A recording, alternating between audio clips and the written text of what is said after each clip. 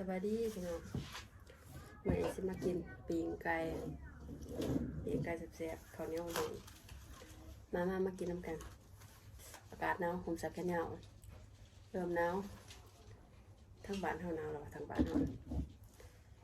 ตามเจียวเด็ดหนาว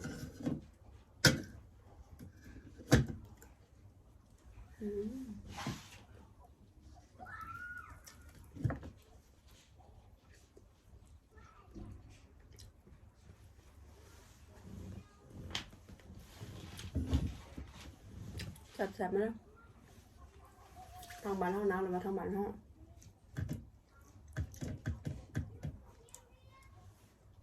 ต้องหนาวยามสาวจนเบียกหลบหนาวแห้งเข้าพูดยืนก็บอกว่าโอเคอยู่แต่ว่า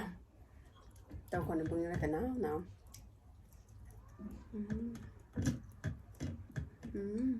เราจัดเนาะเจอกันหนาวจริงมันจะเปลี่ยนก่อนหรือมาเปลี่ยนก็ยังแซ่บใส่มันได้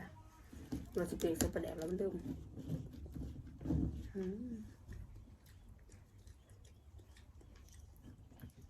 คำใหญ่ๆด้วย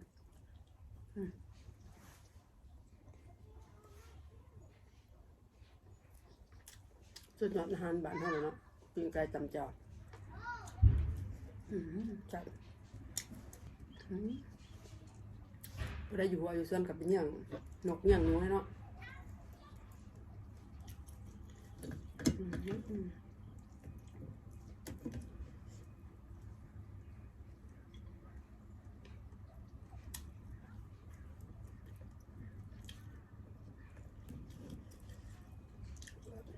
แซ่บ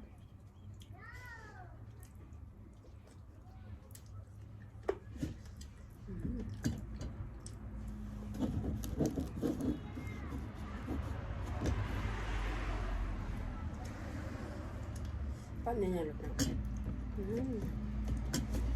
ยาวหลาย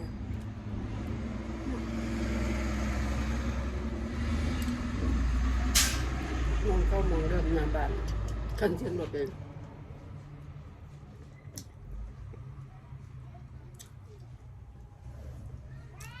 ขึ้นหอดประแดกขึ้นหอดปีงไก่นะปีงไก่ใส่น้ำแถวหน้าปงแล้วนะน้ำขึ้นก็เรื่องหลับตรงแต่แม่เสือเนาะก็จะว่าแค่แบบ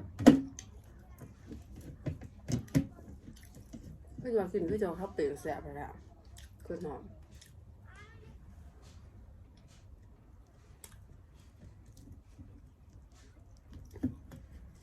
บ้านเท่านั้นเนาะ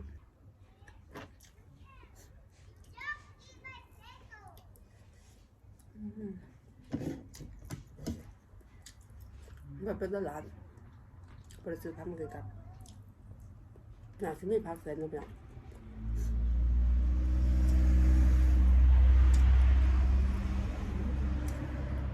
รถก็ไล่ยังไงคนแซ่บมันก็เป็นประเด็นแหละบนกดนี่แหละ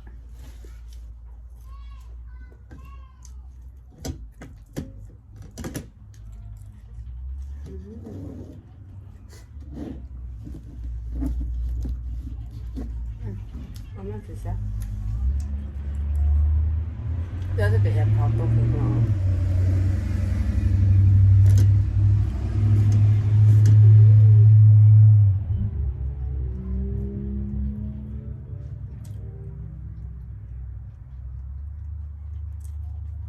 สมุนไพร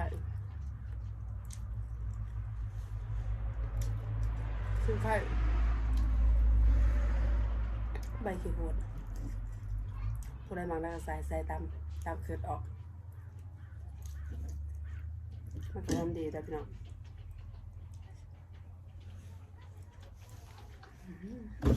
ก็ถนัดแหละขั้นอื่นเขาก็บริจิตเนาะ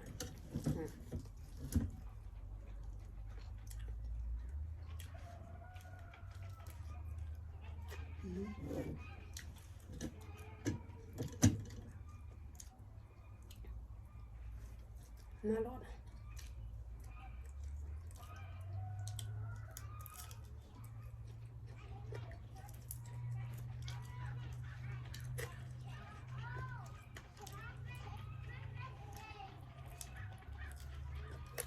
ไ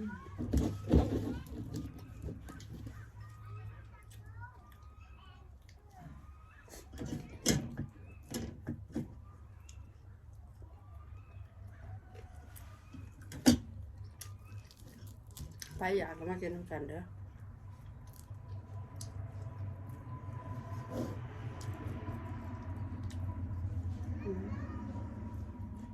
คุณนอกจาก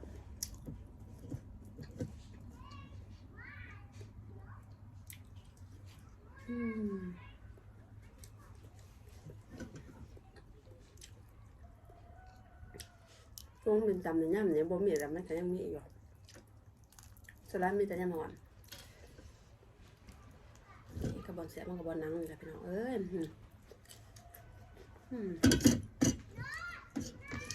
อากาศหนาว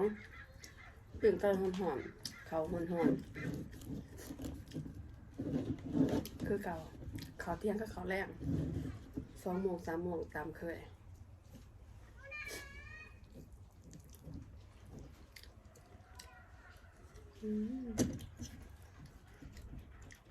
ตัวเจียวนะ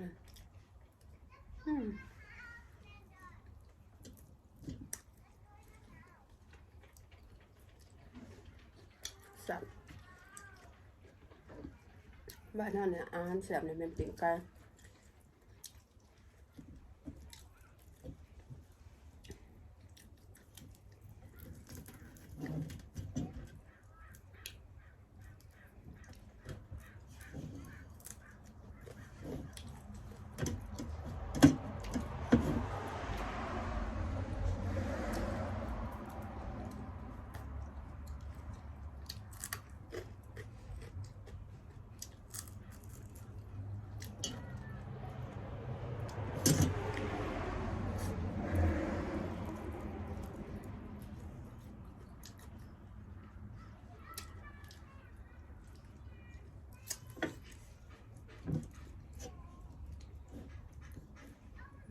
เผ็ด